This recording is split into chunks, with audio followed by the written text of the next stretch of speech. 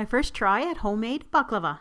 Let's see what's cooking. It's time for yoyomax12. Hello everyone, Max and I love Greek food, and whenever we go to our local Greek restaurant, we always order a piece of baklava for dessert and then we split it. Max and I really like it, and he asked me to try to make it several times at home, so I decided to finally give it a try. Now this is high fat, high sugar, high calorie, and all those other things, but it is delicious, and it is a once in a while special occasion, have a piece, it won't kill you kind of dessert. So that being said, we're going to start off with an entire pound of unsalted butter, put it in a saucepan and melt it over medium-low heat. Then you're going to put a couple of tablespoons of that melted butter in the bottom of a 9 by 13 inch baking dish and just spread it around so the bottom is coated. Then you're going to take some phyllo pastry. I bought it frozen at the grocery store and just defrosted it. And then you're going to place 3 of those sheets, one on top of the other in the bottom of the pan. Of course, you probably can cut it before you put it in, but what I did is I kind of put them in, let it drape over, and then I cut it to fit afterwards. But that's up to you. Then you're going to sprinkle on a couple of tablespoons of chopped nuts. Now, depending what kind of nuts you use will depend on where you're from and what you're used to using. The recipe that I was using is asking for pecans, but some recipes ask for walnuts and even almonds.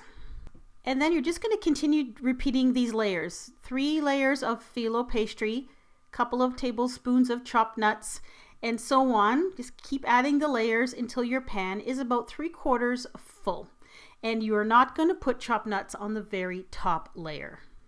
So when I was done, I went around and trimmed the excess pastry, which was kind of a pain. It kind of tore a little bit.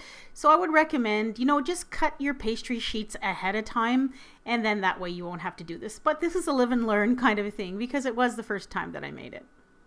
Now, just as a side note, the package of phyllo pastry that I used was a pound package, and that filled this pan to just a little bit over half.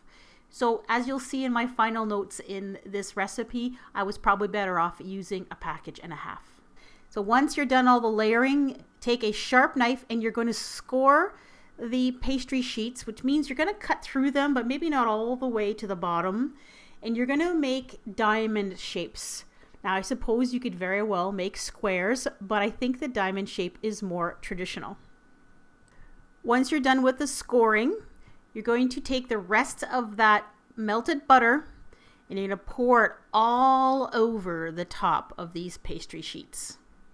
You're going to think, oh my God, that's way too much butter. But you know what? It's not. Trust me. Then take this, put it in the oven, and you're going to bake it at 450 degrees until it's golden brown. Now, the original recipe said to do this for 45 minutes to 50 minutes, but that was way too long in my oven. It took mine about 25 minutes to get nicely golden brown. So keep an eye on it.